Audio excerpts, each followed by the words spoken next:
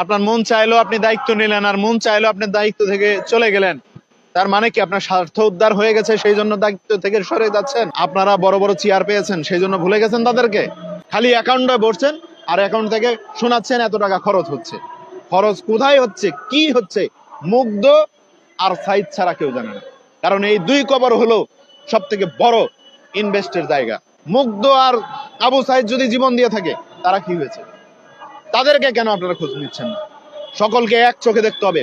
বৈষম্য যদি করেন এই বাংলাদেশে, আর বৈষম্যের ঠাঁই আপনাদের কেউ মানুষ দিবে না। সার্জিস আলমের জুলাই ফাউন্ডেশন থেকে অব্যাহতি নেওয়ার বিষয়ে আমি একটা ছোট্ট মন্তব্য করতে চাই। জুলাই ফাউন্ডেশন আজ পর্যন্ত কি ফাংশন করেছে? বাংলাদেশে প্রায় 2000+ আমাদের ভাইয়েরা শহীদ হয়েছে। এই জুলাই ফাউন্ডেশন কি দায়িত্ব নিয়েছে বলতে হবে সার্জিস আলমকে। আপনার মন চাইলো আপনি দায়িত্ব নিলেন, আর মন চাইলো আপনি দায়িত্ব থেকে চলে গেলেন। তার মানে কি আপনার স্বার্থ উদ্ধার হয়ে গেছে, সেই জন্য দায়িত্ব থেকে সরে যাচ্ছেন? জবাব দিয়ে যেতে হবে। আপনি কয়েকদিন আগে সংবাদ সম্মেলন করে জুলাই ফাউন্ডেশনের তথ্য তুলে ধরেছেন, আবার আজকে বলছেন আপনি জুলাই ফাউন্ডেশন থেকে অব্যাহতি নিয়েছেন। কি ব্যাপার আমরা জানতে চাই। এই ধরনের অমন্তর কথাবার্তাগুলো আপনাদের কাছ থেকে আমরা স্পষ্ট ভাষায় আমরা জানতে চাই। আপনারা বলছেন জুলাই ফাউন্ডেশন থেকে অব্যাহতি নিয়েছেন, কেন এই ধরনের কথা? মন চাইলেই কেন এই ধরনের কথা বলেন? স্পষ্ট কোনো কথা কেন আপনারা বলতে পারেন না? আমরা জানতে চাই আপনাদের কাছে।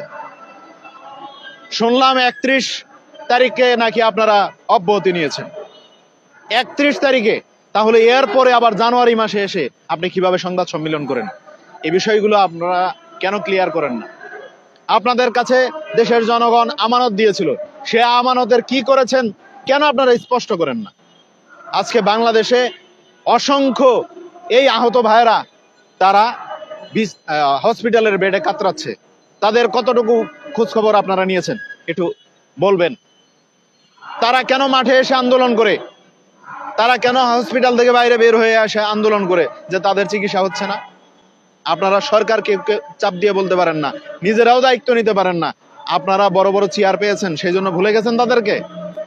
আমার এক সহযোদ্ধা, একসাথে আন্দোলন করেছি, একসাথে রাজনীতি করেছি, সেই ভাই দুদিন আগেও আমরা যারা 6 মাস আগে আন্দোলনের আগে যারা আমরা একসাথে বসে চা খেয়েছি, একসাথে ঘুরেছি, আজকে সে চোখে দেখতে পারে না, অন্ধত্ব বরণ করতে হয়েছে, চোখ হারিয়েছে। তার দুঃখ কষ্ট আমাদের উপলব্ধি করতে হয়। কারণ আমরা এখন যে সুস্থ মানুষটি একসাথে হাত ধরে আমরা হেঁটেছি, আজকে তাকে ধরে ধরে নিয়ে আমাদের অফিসে ঢুকতে হয়, তাকে টয়লেট পর্যন্ত আগায় দিতে হয়। সেই কষ্টগুলো আপনারা তো বুঝতে পারেন না। আপনাদের হৃদয়ে